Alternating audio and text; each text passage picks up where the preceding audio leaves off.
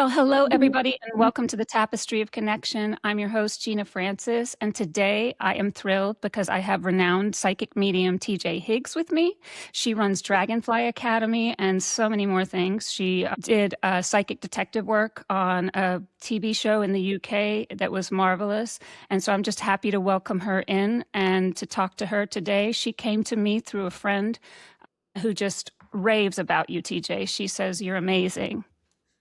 I'll pay her later. Thank you very much. So you've been at this for quite some time. I mean, before it was even more accepted. So do you want to walk us through your story of how you became a medium? Yeah, well, I was born like this, so Okay. I didn't really have a choice. Mhm. But yeah, I've been thinking about that recently, about how social media has kind of blown up people like myself. And whereas when I was out demonstrating all those years ago, we used to use the local newspaper and, Mhm. join from an advert and stuff. So, yeah, I've just recently been thinking about that.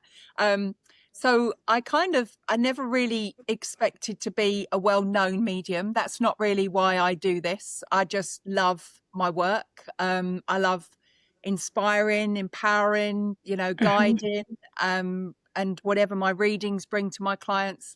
So I guess it was one step after another. I really kind of blame spirit because I've never looked to be well known. I don't like the fame word, and I just followed their lead. That was it, really. Yeah. And so you say you were born like this. So walk me through a little bit in your childhood. How did it present to you? Were you clairvoyant? I mean, I know you didn't know those terms at the time, but how did spirit present itself to you? Yes, and thanks for saying that, because it's very interesting. I've seen a lot of mediums say, when I was little, I was clairvoyant, I was this and that, but we wouldn't know that. That's not in our vocabulary, So seeing spirit as a young child, my first real experience that I still remember is my pops, my great granddad. When he died, he was still in the house, So when my uncle used to sit on him, because he would be in his chair, my uncle would sit, I would be kicking off. I learned very early on not to say what I could do. It wasn't really accepted. It wasn't. My nan used to say to me that I had second sight. That's what she would say. I wasn't really brought up by my mum, so I was brought up more by my dad and stepmom.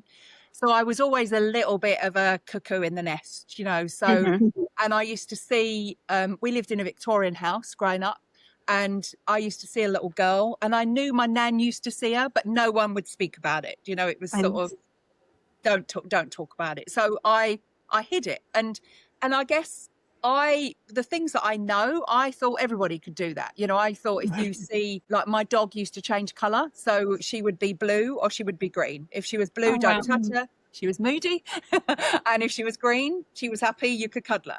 And my brother Colin used to play with her when she was blue, and I used to think, she's moody, why are you touching, she's not going to like that. So, and I wrote about that in one of my books, and when I said to him, I put that story in, he was like, yeah, but she was brown and white traced, she was a Jack Russell, so she was never blue or green. I've got weird eyes as well, so all of that was kind of, I was like a spooky person. I didn't want to be like that. I just wanted to be not seen, really, and I can't believe I've gone on to do what I do, really. And I think that's a common thing with a lot of people who are born with knowledge that they have this ability to see, is that they have to kind of temper it down and kind of hide it. And then that creates an issue where you feel different or you feel separated from. But were you afraid when you saw spirit, or was it welcoming? I've never been afraid, because to me, it wasn't spirit. I know that word now as a grown up, as an adult, but as a child, that was the person I could see was no different to me looking at you, So I've always been clairvoyant. I'm an objective clairvoyant. Like I say, there's a lot of mediums that talk about that when they were little, but really, we don't know any different, So if there is a girl walking down the stairs, I knew she wasn't living in the house with me, so she wasn't one of my family. But to me, she was as clear and as her energy was as strong as yours or I. Yeah. I didn't develop till much later, but in one of the podcasts, I was talking to somebody and I realized, like, I always assume that when people are doing mediumship, they can feel like clairsentient. And I realized, no, that's just your main one. And that's your frame of reference. But everybody has a different frame of reference. So I relate to you saying, you just think everybody can when you can because you don't know any different, right? Exactly. Exactly. And I think a lot of us would have had like our imaginary friends as well, wouldn't we? Because, you know, the little girl, she never had a name. I wouldn't say she had a name when I was growing up, but she could have become an imaginary friend, you know. So I know a lot of children have those. My son had an imaginary friend that used to tell him to tidy up his bedroom. So I used to love that. It never worked, but I used to love it.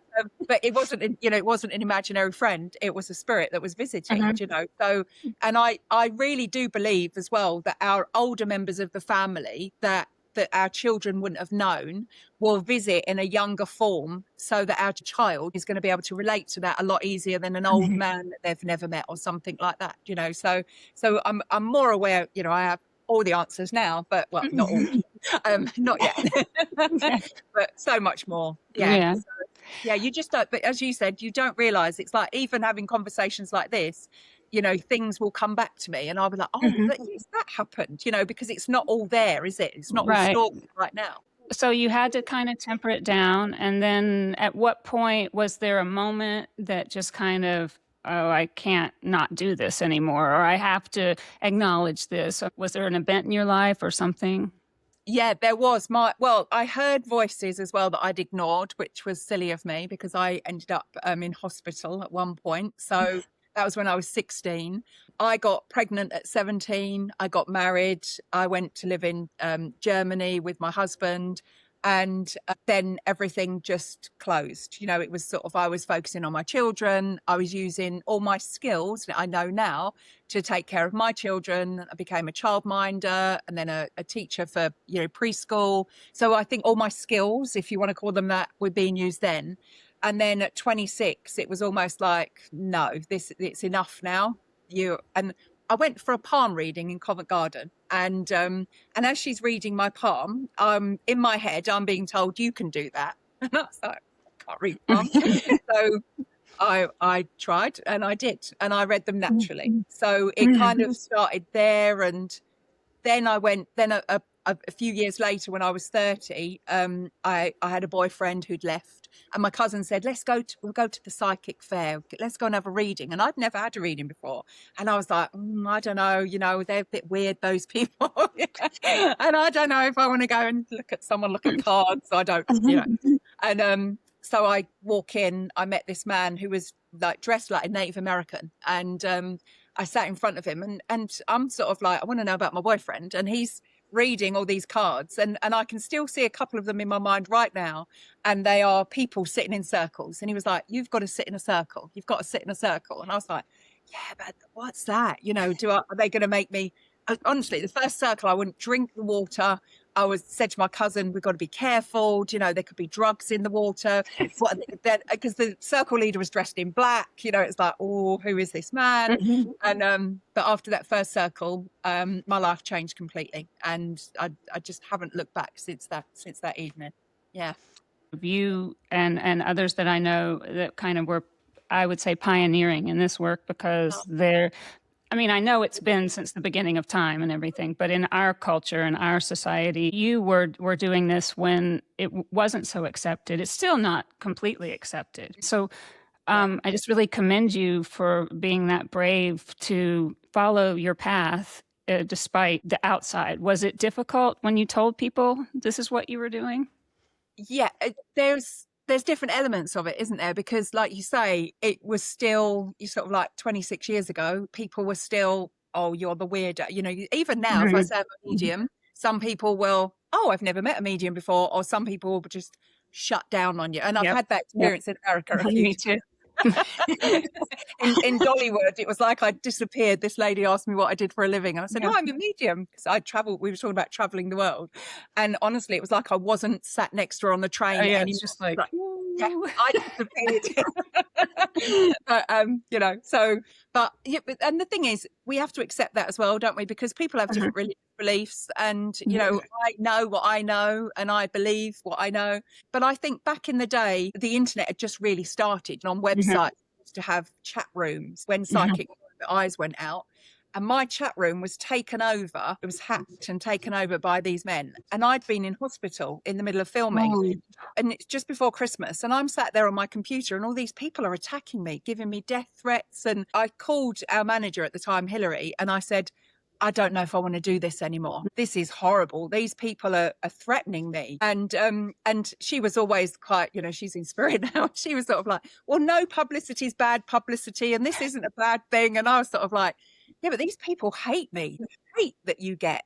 And I think I'm just doing this out of love, And I went to work just after Christmas, because I was still doing readings, even though we were filming.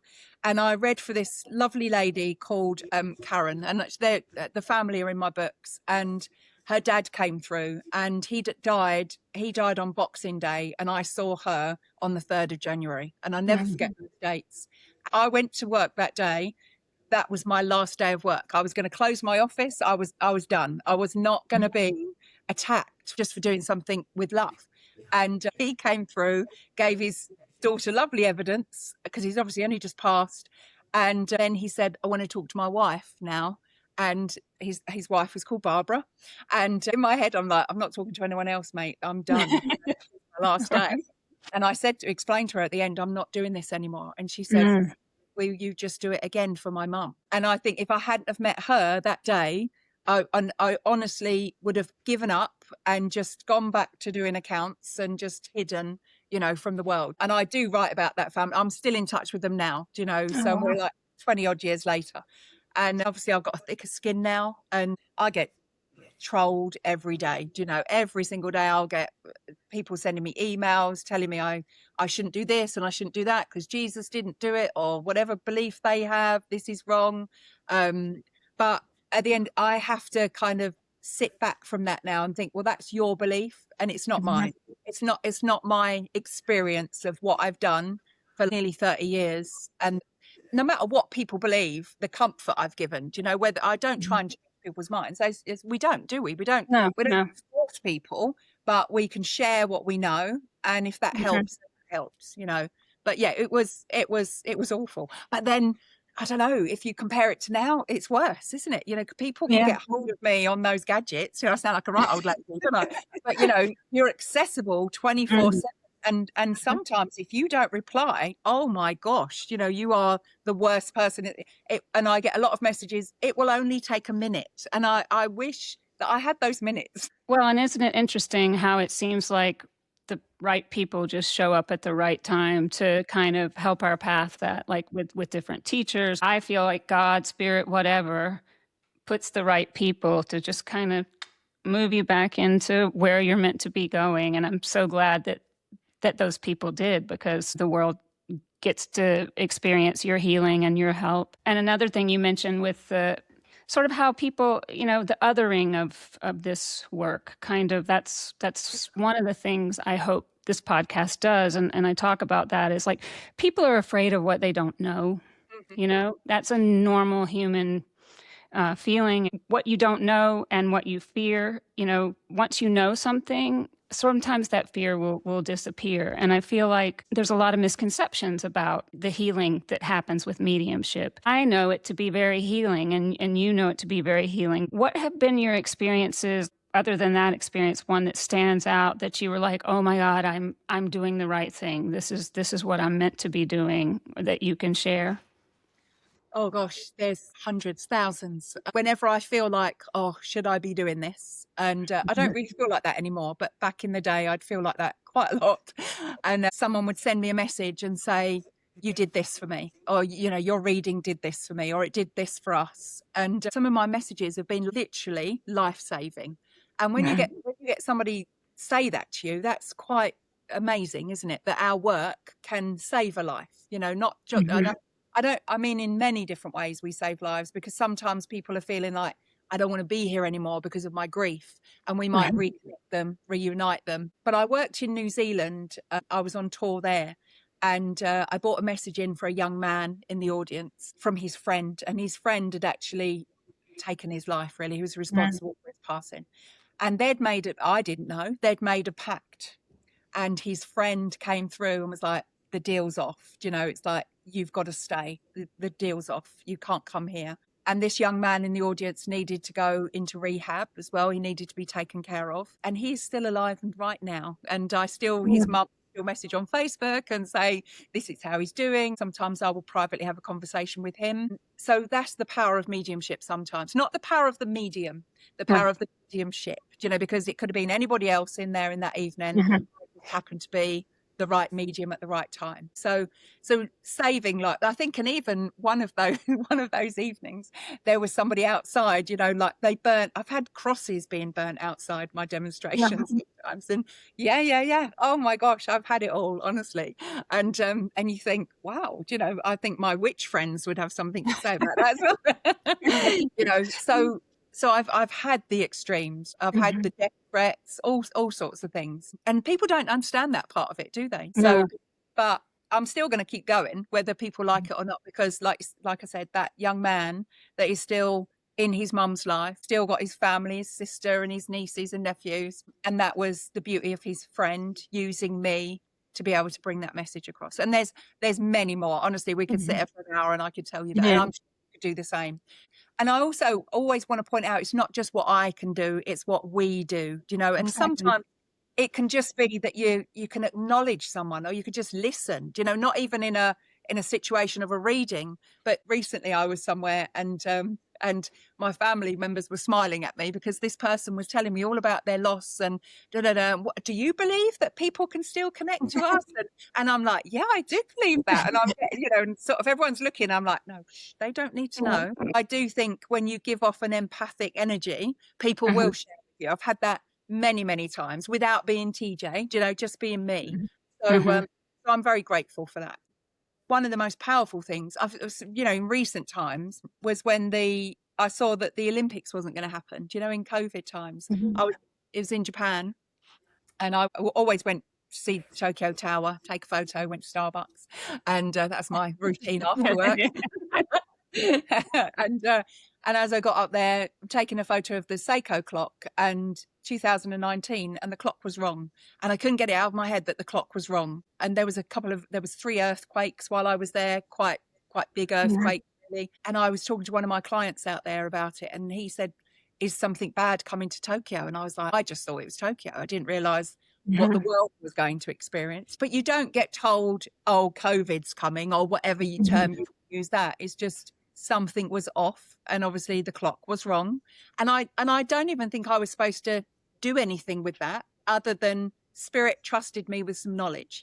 That clock, something's going to change. And I think that's also like reinforcing my belief in them and my trust in them. That's what they do that for. Not for me to show off and go, oh, hi, I knew that. But as you know, we are the medium, we are the tool, we're the in-between, aren't we? We're the messenger. So I'll do pretty much anything they want me to do.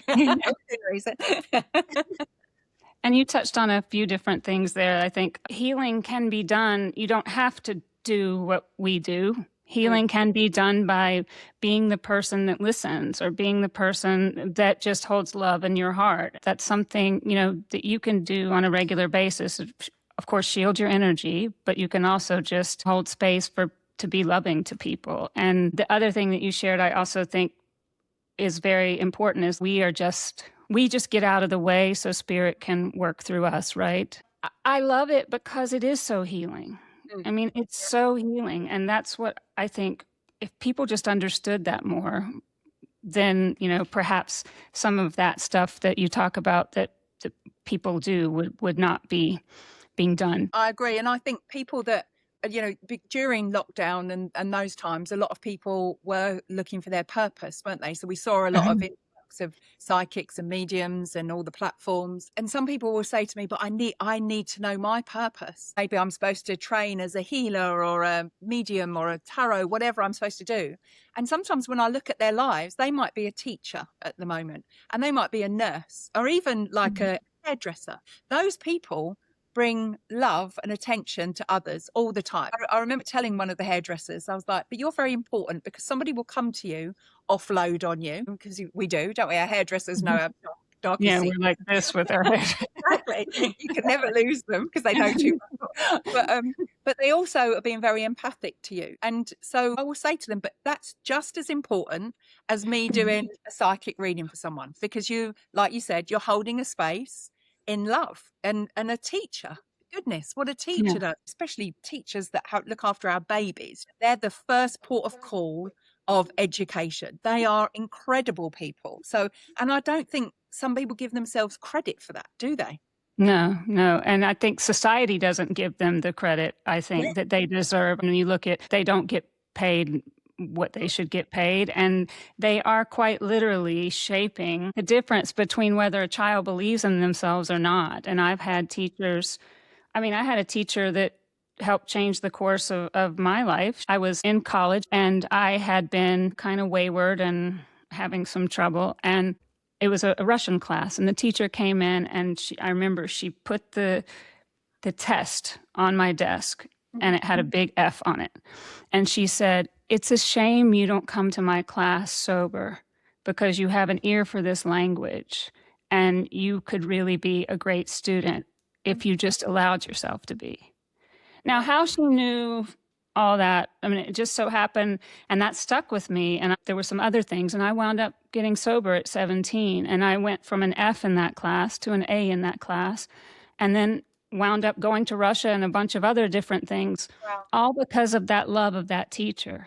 Yeah. I mean, I and can she, feel that. yeah. And I This makes feel, me feel very emotional. I'm getting all goosebumpy as you're yeah, me saying. too, Yeah. because and so that's the thing. I think, there's so many stories of teachers that have inspired people, and give all the credit to our lovely, beautiful teachers. And you're a teacher also. So I am.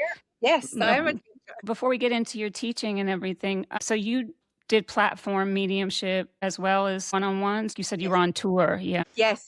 We did Psychic Private Eyes, and then the medium I was working with, Colin Fry, who's now on the other side of life, actually, he just said, "You're coming on tour." And I was like, yeah, I'm not doing that. I didn't even expect to get the TV job, let alone do that. And they flew me to Ireland for my first show, which is in front of like a couple of thousand people. So it Oh, wasn't wow. like a couple of thousand are out there and you've just got to go and do your job, Mm-hmm. And we went on tour. So we were doing like 250 demonstrations a year, that's a lot.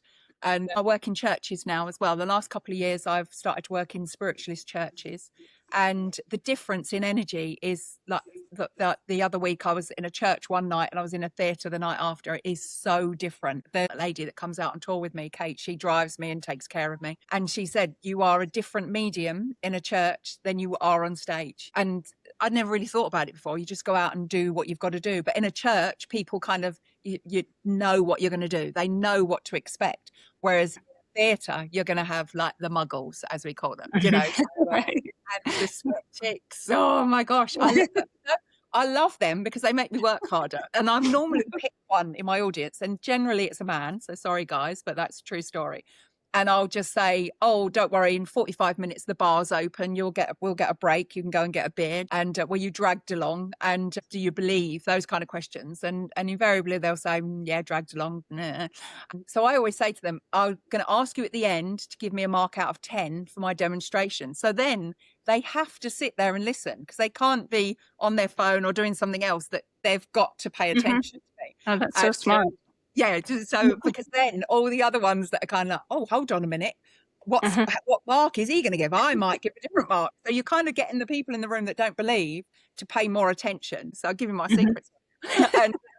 And I had this gentleman, I said, "So stand up, what did you think?" And he said, "Oh, 4 out of 10. And I was like, "Well, that's really good, isn't it?" Because it was 0 at the beginning. And then he went, "No," he said, "it's 10. I don't know what you did and how you do it, but yeah, I believed that." And so I was like, wow. And then I'm not expecting people to believe, but if we can open people's understanding and open people's minds to understand what we know, I feel like, well, I do feel like the world will be a better place. I might sound a bit utopian, but I really do believe that. Yeah.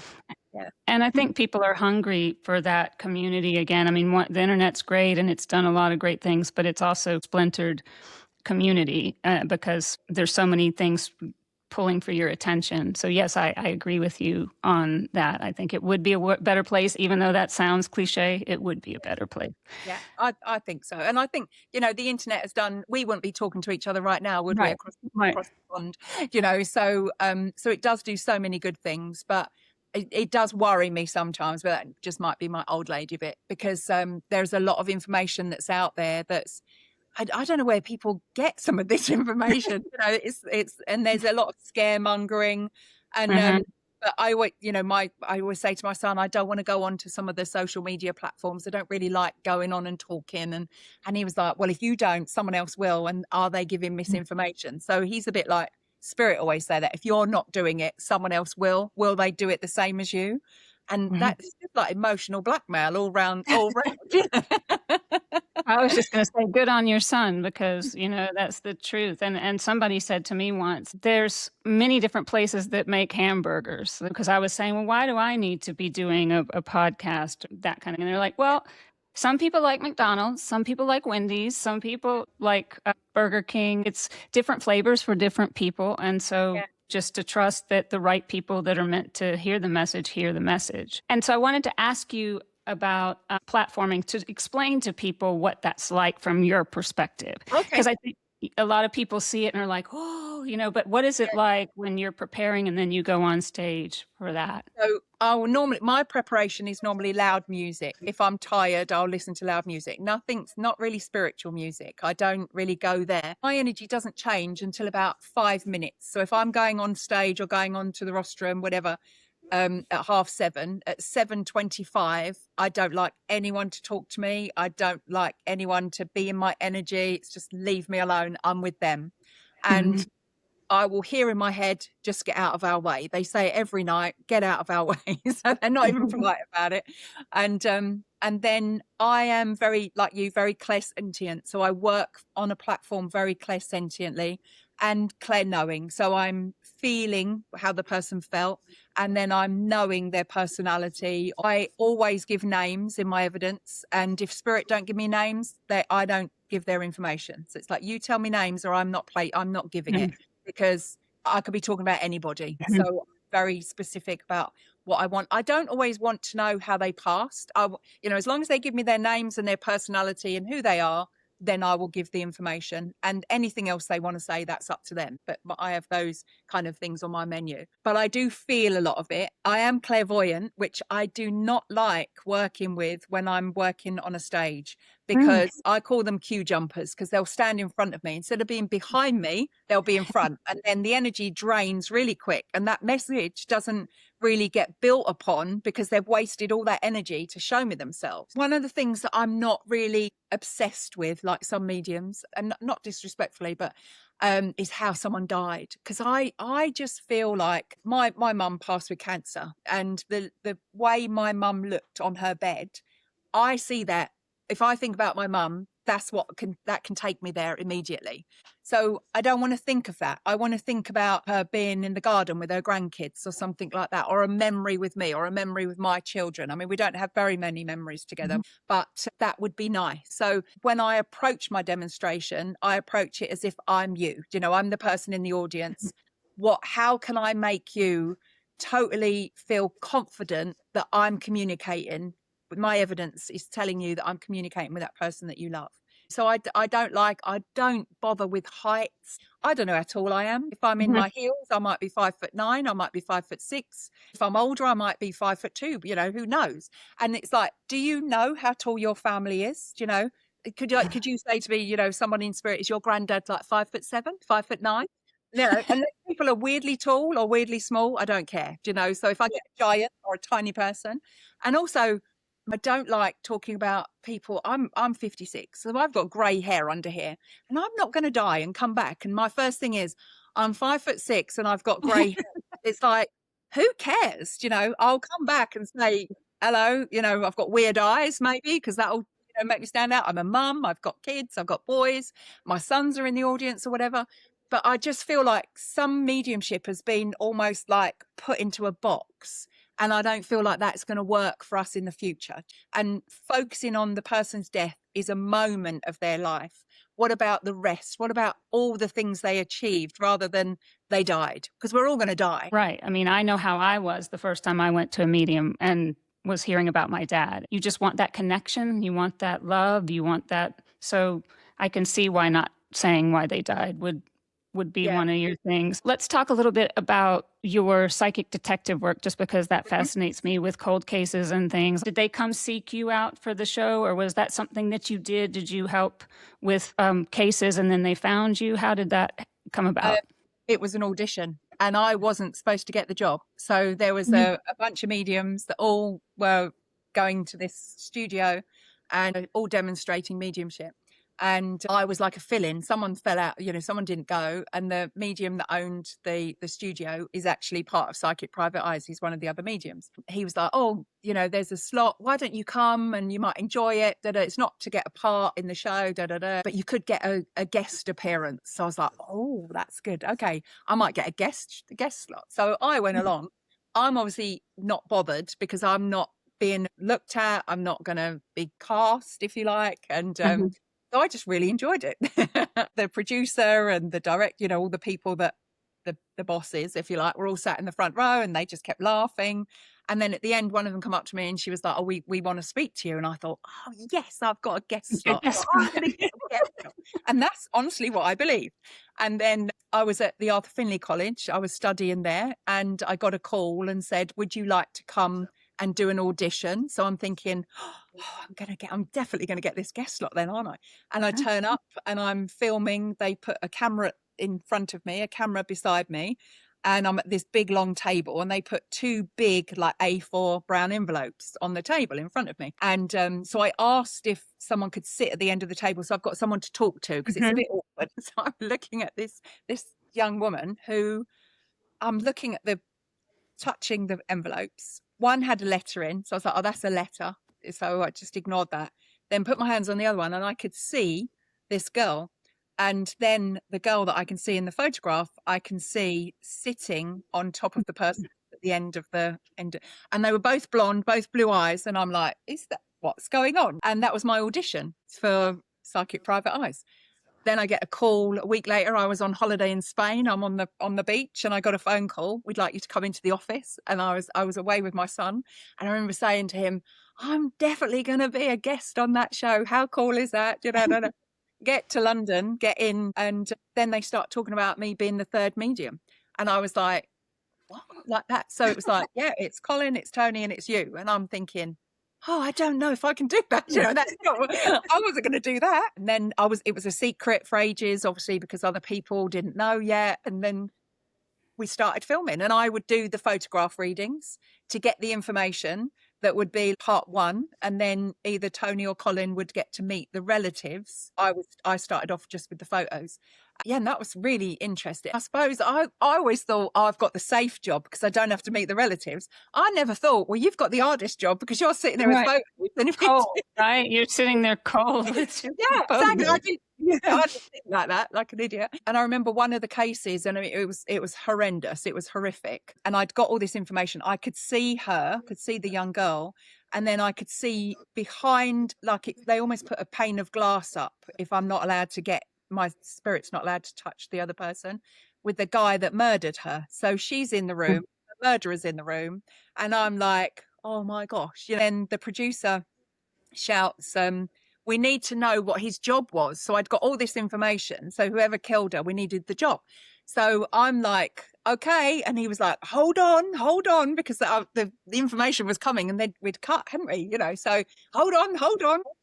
Once it's out, it will look, if I have to say it again, it looks fake. So I was like, okay, I need to see who he was. And then I saw in my mind the Simpsons school bus. So that's what I saw in my head. And I was like, So I was like, I can see a school bus and the bus driver, it's the bus driver. And the man that murdered her was the school bus driver. Oh, and wow. that's how they showed me it. They used a cartoon to make it less harrowing, I guess. It was really positive work as well. It was really hard work, I'm not going to lie. 6 months of my life. But we did good things as well. And at the end of every show, we met the family members. And I remember meeting a beautiful lady called Sukdev. I can say this because she was on television, you know, so Yeah. a beautiful son was murdered.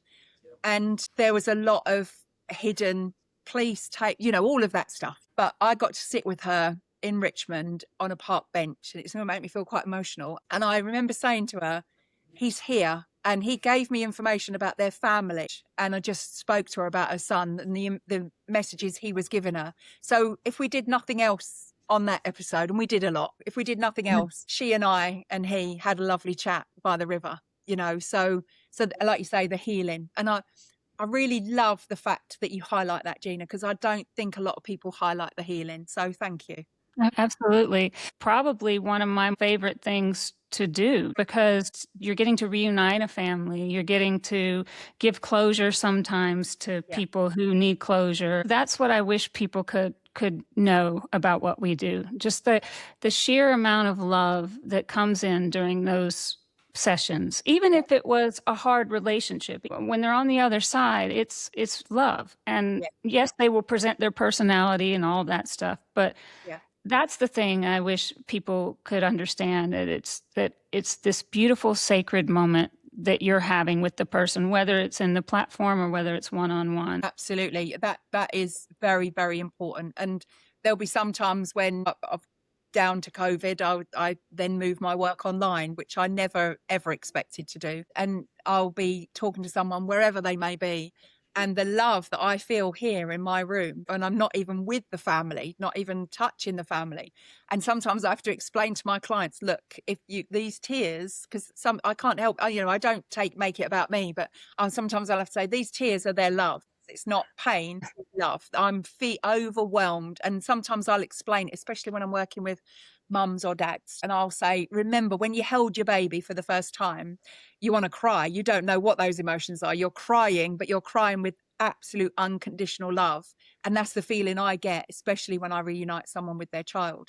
And I always make a point, because I know, you know, you're not supposed to cry. You're not supposed to get emotional. It's like, I'm sorry, I'm a mum. If I'm bringing a child through, I'm going to feel for that parent, whether the governing boards like it or not. You guys have in the UK a lot more regulation, right? That was the old days. They used to do like something called cert. So you'd have to get the communicator, the evidence, the reason behind it, tie it all up. And I cannot work in that box. That is more like, that's kind of manufacturing mediums as far as, you know. And when I teach or guide, I like to say, rather than teach, I will say, I want to know who you're talking to. Do you know, is it a mum? Is it a dad? Who is it? I want to know that. I want to know their personality. I really want to know that. I want some names from them, and anything else is up to them to say that to you. Because otherwise you're too restricted, aren't you? You know, like us having a conversation now, if you'd have sent me a list and say, I want to talk about this, I would have been bored, and I would have sort of thought, I don't want to do that, because we can't go off on a tangent. You know, you can't have a conversation if it's manufactured, can you? Right. You can't. And I mean, I think that's also back to the thing of everybody does it differently. And so, you know, that's the thing to realize, it's not a one size fits all. No. It's not a one size fits all profession. And you bring your own personality to the work. Because we get out of the way, but you're still you. Ways that you work are the ways that you work. And I totally understand. I was going to ask you about this. How sometimes if the person, I've learned, if they're really far away, that might be that the relationship, and you ask them to come closer and then they don't. Sometimes that can indicate like distance in a relationship. Where they stand or where they go, does that matter to you, or it doesn't matter to you? When I first started, I was a bit, you know, caught up on that, but now I don't really care. I do like, if I'm sitting here, I like dad's family to come this side, mum's family to come this side, so I know whereabouts they're coming from. But I just let them communicate and let them talk to me. And I think sometimes it can be the fact that their relationship isn't strong, you know, and that's why they might be at a distance. And sometimes it can also be that we as a medium don't have enough vocabulary for them. Do you know, it's almost like they've used what you know, so move on to the next person, because they'll stay there and someone else will then come in from the family, won't they? You've only got so much vocabulary to help that spirit person. Then they might bring, say it was a guy, then a lady might come in and you've got so much more vocabulary for her, which will continue with the evidence. So maybe I'm a bit more bossy with them, because I'm like, if you come in, I want to talk to you, or don't annoy me. You know? Well, I think that that's a good tip. Also, back to something you said earlier, where you say, okay, if you're coming in, I need this, this, this, and this. And so you can do that. Like you can tell them, Yeah, hey, I need a date. You need to give me a date, yeah, and they will. It's a strange thing, but for people that don't know, you can talk to them and say, I'm going to need this from you, yeah, or it's not going to work. So I think that's an interesting tip yeah. that bossy or not bossy, I think it's awesome. Well, I also, like this year, 2026, I'm always getting like first names, and I work a lot in Japan and other countries. So I'm learning different names, wherever I go, I'm learning different names. But I then thought, well, not really getting enough surnames. So it was annoying me. So when I came into the tour this year, 2026, I'm like, right, I want surnames this year. And they've been delivering. And Yeah. my audience must think I'm crazy, because I'm like, yes, I'm working on surnames. Yes, we're working on surnames this year. I've challenged myself. Most of my students just think I'm mad, and they're like, yeah, but you're already doing a good job. I'm like, yeah, but I could do better, couldn't I? If you don't ever, I think as a medium, if you don't ever think that you can do better, you should never, ever step up again, because we always do better, can't we? Always. Yeah. It's a lifetime of learning, I think, and that's the thing. I'm wary of anybody who'll say that they know it all, or they can teach me the exact way, or my spidey senses will be like, no, thank you. Yeah.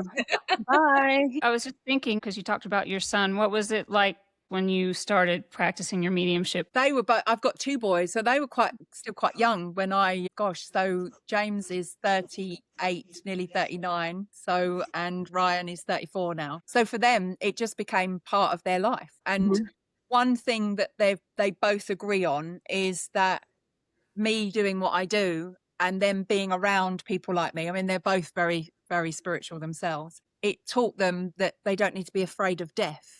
And I thought, what a gift to give my children, that they don't fear death anymore. And when they've lost people, they grieve. Obviously, we grieve, but they have a different understanding of it. And Ryan, my youngest, is very, very intuitive. He used to come on tour and would say to like Colin Fry, oh, there's a man here, and da da da da da. And Colin would just look at him as say, what? Colin be on stage, and then oh, there's a man here, blah blah blah, and then kind of look at the side of the stage and look at Ryan, and I'm like, yeah, I knew that. Thankfully, he doesn't go out and demonstrate mediumship. Otherwise, I think I'd retire. And but they're both very spiritual, both very connected. So, like we said, even without stepping up maybe and doing this work, they do it in their own way. Ryan is World's Strongest Men, actually. So we were in America last year while he was doing that. Oh, wow. So yeah. But his other side is he's a personal trainer. So he really cares about people's health and wellness and fitness. And he's quite an interesting young man. Some of the things he says, I'm like, wow, he's definitely an old soul. James has used it in music and that kind of thing, more creative. So yeah, I think I'm very lucky. They're very good boys. I'm very lucky. Yeah, and it's for them, it's just been part of their life. Yeah, it's kind of like we were talking about. You didn't know any different when you were seeing, and they didn't know any different than having a mom who is doing this. And what a wonderful gift you've been able to give them. I wanted to ask, because I saw on one of your socials you were talking about shadow work and how it's important. And I think that's something that a lot of people don't understand what that is. I was wondering if you could explain what shadow work is and why it's important, both as just a person and as a medium and a healer, what shadow work does for you. So sort of the simple way to explain it is, when I'm helping people, when we're doing shadow work, it's to see yourself as a whole person, not just that beautiful bit or that little clip of yourself that you might play in your mind. Because if we understand every facet of ourselves, that's going to make us a better, more whole person. And a lot of working as a medium, we have to work on our own personal development. I'm still doing that. I'm still in self-development every day of my life. And I noticed with myself, sometimes I was getting triggered and emotional and all of these things. I can be a moody old bag, like anybody else. But sometimes people expect the medium, especially if you're a profile medium, my life is perfect, isn't it? And I'm happy and smile all the time, so I think it's very valuable. We've been doing a lot of inner child and shadow to kind of, particularly for myself, to see who I was, what I'm holding on to from being a child, what I brought into this world with myself as well. And the shadow side, seeing the parts of myself that are not very pleasant, but understanding why they're there. Some of them protect me as well. So the shadow side is not a negative. It's all part of you. So I really embrace it. I'm actually doing a whole weekend of it. We're doing past life, shadow, and inner child to kind of bring that out of ourselves. Yes. I want to come. You're more than welcome. Yeah. Yeah, and it's interesting because when I first started to do this, a lot of my childhood fears popped up. And so it showed me there was still stuff to be healed. Like I was picked on for being different. And that popped up. Like I am always behind the scenes, not in front of the scenes. And so putting myself out here activated that. And I was like, oh, well, okay, I guess I still need to work with you, little person, and heal this part. Yeah. And you do come to see it as a gift, right? More than a negative. It is a gift, isn't it? If you can make someone else want to get up tomorrow morning, that's a gift, and if you can help someone see that they're beautiful, no matter what, no matter what's going on inside, they are beautiful and they should accept themselves as a beautiful human, that kind of thing with our work, I think is so important. And being able to take grief away. I think purgatory is a man-made thing. I think we put ourselves in purgatory, and I think a lot of our healing as mediums can take that away, can't it? So when we do pass over, we're not carrying that big backpack with us. I think that's very important. We are lucky to be able to do what we do. We're lucky in this day and age that we can talk about it publicly as well. Our forefathers would have been locked up and things like that, and discredited. But even now, I've watched some old, I think it was a Columbo, it was a very old TV show. And they talked about the psychic, and she's woo-woo, but even now you'll see TV programs where people like us are ridiculed, aren't we? Yes. So it drives me crazy. Me too. Me too. And I think I've said this before, it's always like they seem like they're real, and then there's always some reveal in the show that makes them not actually be that way, or it's by accident that they knew some information. I'm always like, really, guys? Like you can't just let the medium be a real medium. You can't just let the psychic be a real psychic and actually be, on the up and up instead of the other way around. And it's one of my pet peeves. Yeah, we get that in data. I mean, I recently was accused of, by an anonymous person, so somebody very brave, that I to Google or Facebook Google or whatever, one of those things. So if I'm going to go and do a demonstration, I already have all the information. So I do an hour and a half, an hour and 45-minute demonstration, and I have all that information about those people I'm going to give messages to in my brain before I start. I wish, I don't have a brain like that. Mediums don't have brains like that, as you know. And also I'm menopausal, so that's a double whammy. My husband, when I told my husband, because it does hurt, I was upset. And he said quite a few years ago, he said, do you remember you were working at a theatre and somebody, and I always say, thank you very much. And someone said that you had plants in the audience, because I went back with a comment and said, oh, I'm not very good at plants. They'd normally die. And so I was like, and then she was quite attacking because I made a joke of it. And then I said, well, all I want to say to you is thank you so much for believing I've got plants in my audience, because that means that you thought I'd done a good job as a medium. And he said, you've just got to think like that, because people will try and find something. And the funny thing is, like, it's Googling social media now. But back in the day, one of my friends who's a bit older, she's just about to turn 70. She said, yeah, but back in the day, Tracy, she said, you were accused of rifling through people's rubbish to get the information. I was like, oh, I forgot about that. That's what I would have gone through before social media. And you just think, gosh, you can't do a good job without somebody wanting to take you down. Yeah.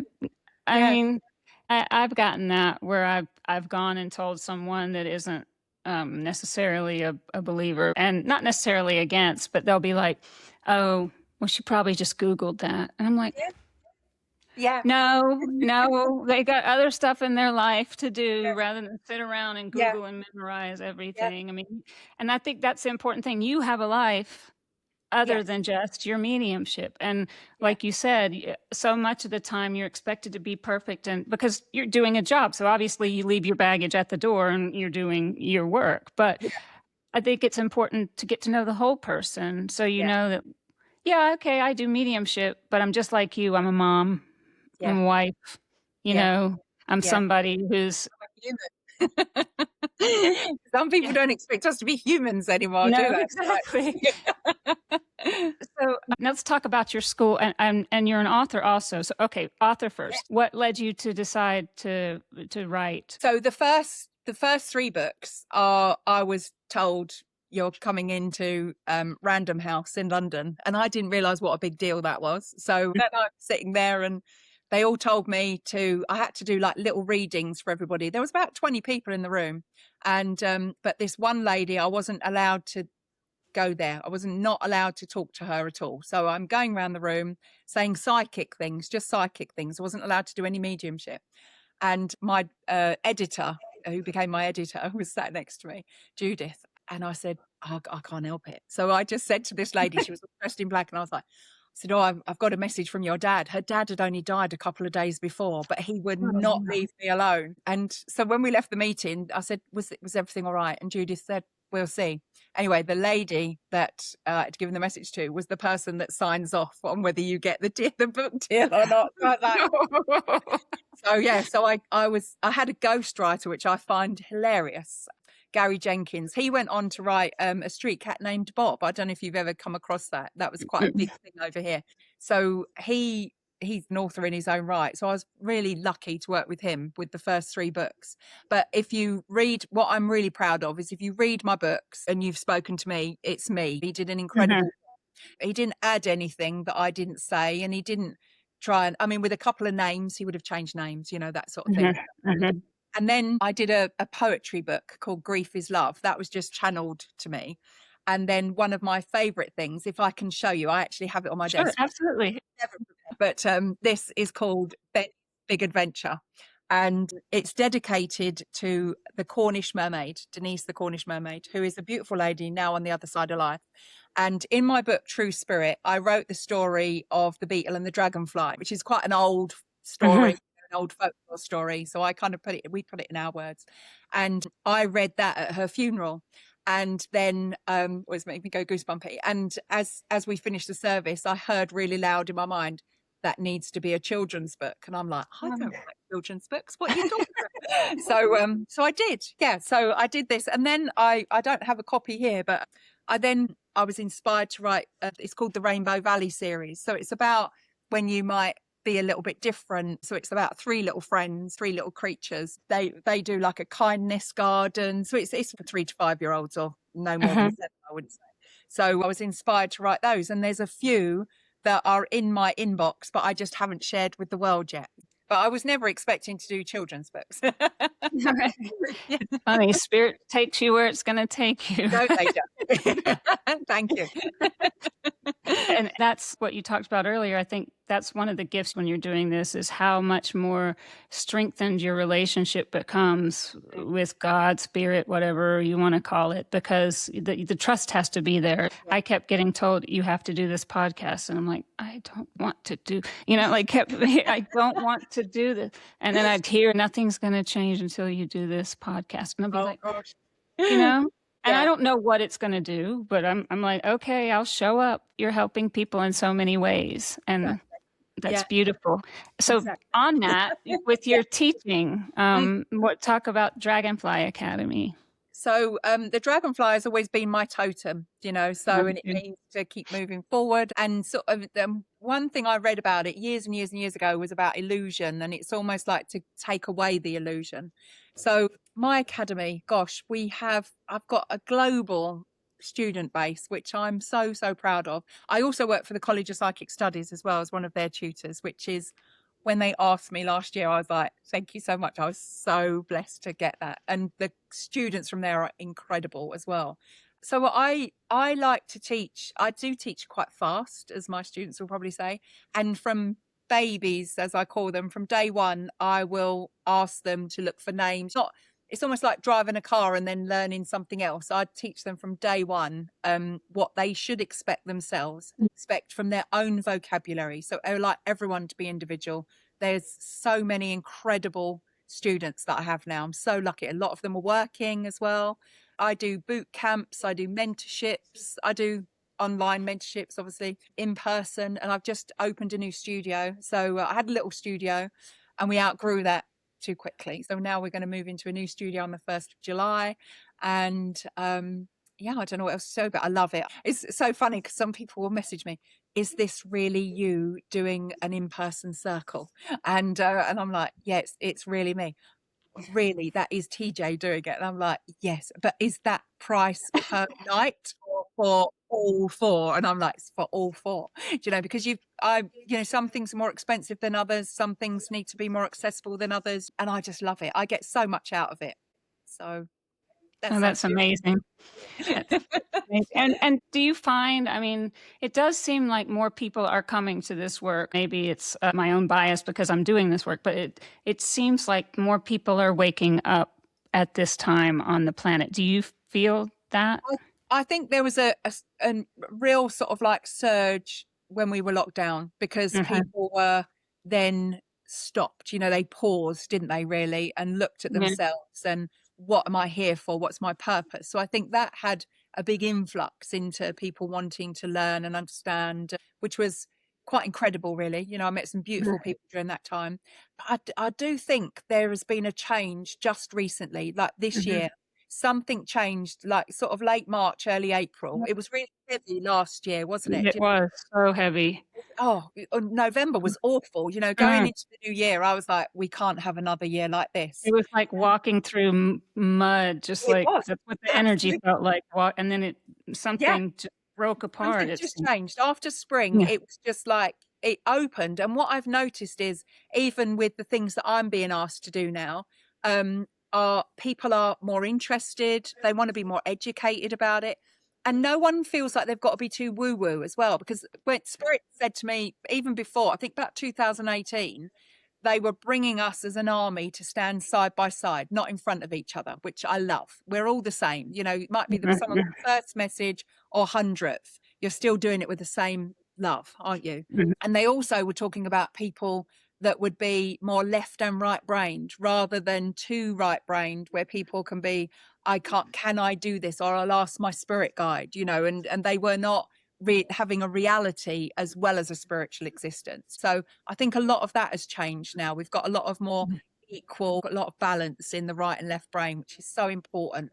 And I think, something's changed in the world because they're even asking for, I've had some conversations with people that are looking to put us out again, but not as a ridicule, not as a test or something silly. There's some really credible work that mediums are going to be asked to do now, and I'm definitely here for that. I always, if anyone calls me for any kind of jobs, I'm like, do you take it seriously? Or I'll listen, or I'll say, you go and have a look at them and let me know what you think. Not very good, but I do. And I think, like you said, with yourself, with your podcast, I think we need credible people talking about credible things and the reality rather than the scaremongery and all those negative things that go with our work, Yeah. And so for people who want to get in touch with you, TJ, what is the best way to find you? The best way, the most simple way, I would say, I'm on all the social medias, and definitely Instagram. I like being on that one for some reason. Otherwise, go to my website, which is very simple, www.tjhiggs.com. So that's the best place, I would say. Awesome. And I am just in awe, and I'm just so grateful that your student, my friend, said, you really need to talk to TJ. And I'm so glad I did, because you have such a light and a gift and just so much love and joy. Joy comes across with you, like the joyfulness of it and just the knowledge. And I feel honored that you were willing to talk to me. So I just thank you so, so much. Oh, you're very welcome. Thank you for inviting me, so keep doing what you're doing. You shine just as bright, beautiful, definitely. Yeah. Thank you. Thanks so much for being with us. And if you can, drop a like, follow, or share this podcast. If you need to get in touch with me, you can do so at spirituallightwisdom.com. Remember, we're all connected, and these are just some of the stories that weave us together. For the Tapestry of Connection, I'm Gina Francis. Until next time.